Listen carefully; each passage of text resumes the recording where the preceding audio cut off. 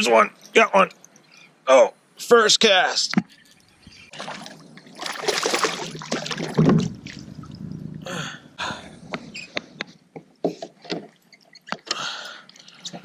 Whew. First cast, guys. First cast of the morning. You know what they say about catching them on the first cast, though. It's all downhill after that. Hopefully that's not the case. Nice one to start out the day. You know, hopefully it's a sign of good things to come. Well, folks, welcome to another episode of Teleost TV. If you haven't figured it out yet, today we're chasing largemouth bass. We're here on Jordan Lake here in North Carolina. This lake's got some big bass in it. The fish right now are probably moving up to spawn. Water temperature is in the high 50s, low 60s, depending on what part of the lake you go to. Just picked this guy up off riprap. We'll be fishing spinnerbaits, covering water today. Maybe slow down and start throwing some soft plastics. But we should be able to put a lot of fish in a boat today. Hopefully we can get that one big one that we're looking for. So stay tuned. I'm going to get a quick length on this guy and get it back in the water and get back to fishing. Alright, get this guy back in the water. And go after another one. Alright, awesome. We're just going to fish this riprap here. Just kind of work our way around this this portion of the lake. You know, it's got some good shorelines, it's got some spawning grounds, it's got standing timber, stumps, it's got a good mix of everything. And you know, part of what we're going to be doing today is just trying to figure out at what stage of the spawn these fish are in. You know, that when it comes to largemouth and bass in general, the spawn is driven by water temperature. You know, I grew up listening to Doug Hannon, the bass professor, and looking at moon charts and stuff like that, and all my Bassmaster magazines and Fisherman, and everyone said moon phases, moon phases, moon phases. Well, research in the last 15 years has actually shown that moon phases has little or no effect on the bass spawn, and it's almost it's primarily driven by water temperatures. And 68 to 78 degrees seems to be that magic temperature to when bass start to spawn. And as long as the water temperatures in a lake are in that range, the bass can continue to spawn. And oftentimes the spawn is a lot longer than many fishermen believe. And in fact, studies in Florida have shown that bass in the southern part of Florida may spawn for 5 months, basically from the middle of December all the way to the middle of May. And then the further north you go, the period of the spawn tends to decrease because the water temperatures are in that range for such a short period of time. You know, the bass spawn can be accelerated or decelerated based on weather fronts coming in. You know, if you get a cold front in and it drops that temperature down, those bass are going to pull out, and then they're going to go from spawn maybe back to pre-spawn. You know, if that gravid female hasn't released her eggs yet, then she'll go back out and wait for the right time to spawn, and then move back up.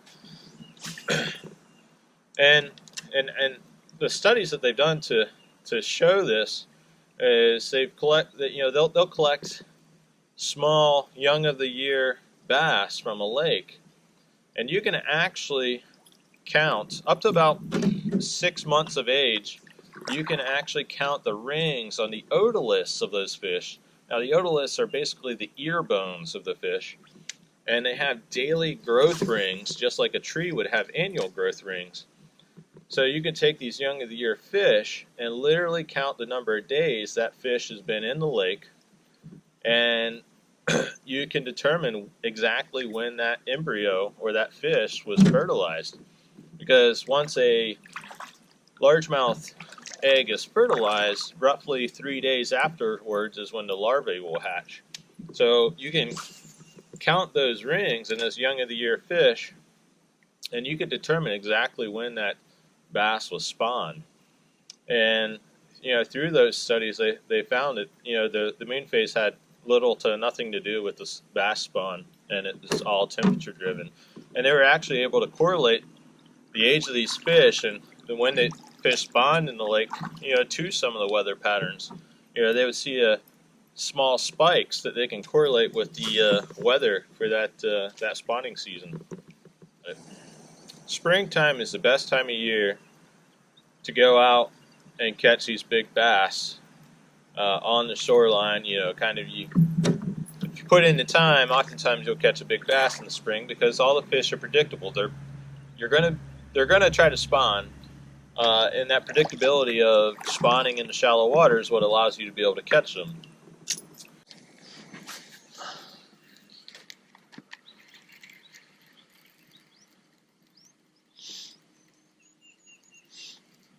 If you wait for a full moon to go, there's one, got one. There. Oh man, that's a nice one, I think. Woo, yeah, there we go. If you, I haven't got to see him yet. Oh my gosh. Let's get that net out. Oh yeah, there we go. That's what we're looking for. That's what we're looking for. Whew. Oh! Oh golly! Don't stay on there. Stay on there. Yes. Whoo. Oh.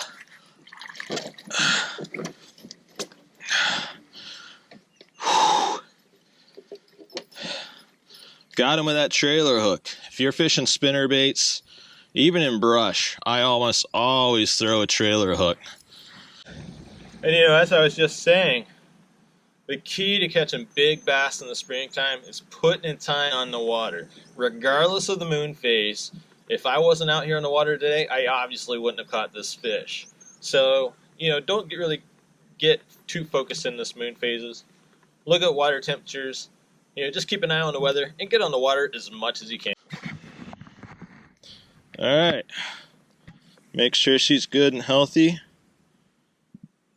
Give her a little bit of time to recover there. I'm seeing her pectoral fins moving around, and there she's starting to get a little life, and there she goes.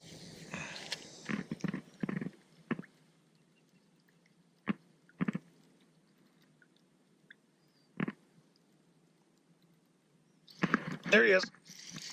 There he is. Got one. Oh, wow. Oh, another nice one.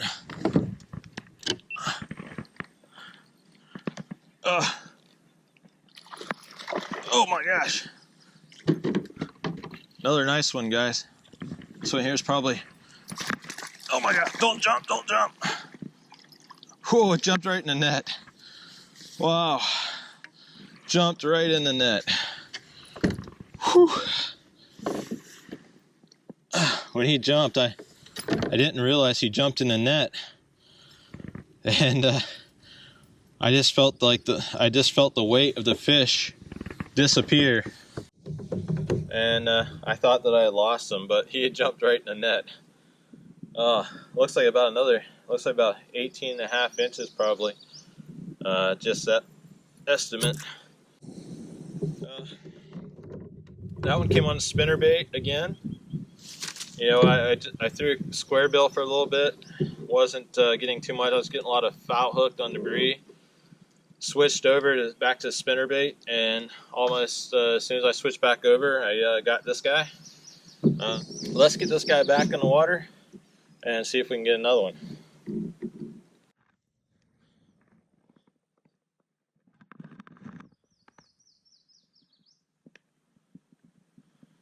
So let her hang out there a little bit.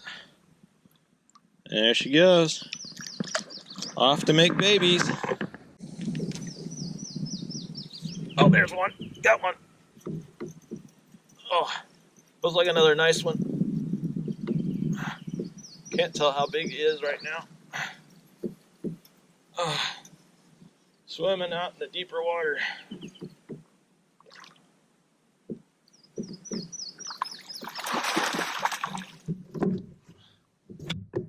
There's about 18 inches or so in the net. Woo. All right, get this guy in the boat.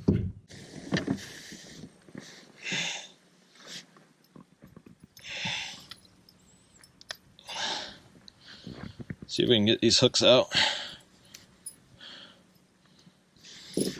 All right, guys, there's another one. This one here is 17 3/4. It's kind of about the average of what we're getting right now. We're gonna get her in the water. She came off that spinner bait. We're gonna keep going down the shoreline and see if we can get a few more.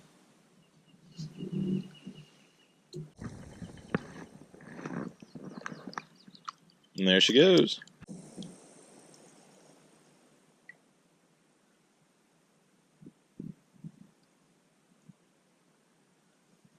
There he is.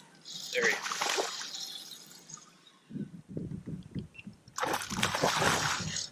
Oh, it's a nice one.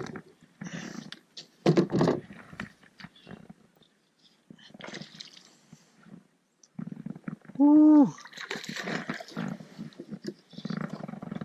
Oh, it's a nice one. Got him. Got him. Oh. Wow. On the old lizard. On the old lizard. Alright, guys, another nice one. They kind of slowed down and stopped hitting that spinner bait and square bill, so I switched up and put on the old Texas rig lizard. I'm gonna get this one in the water, continue to work up the shoreline with this plastic rig or a Texas rig lizard, and see if we can get a few more.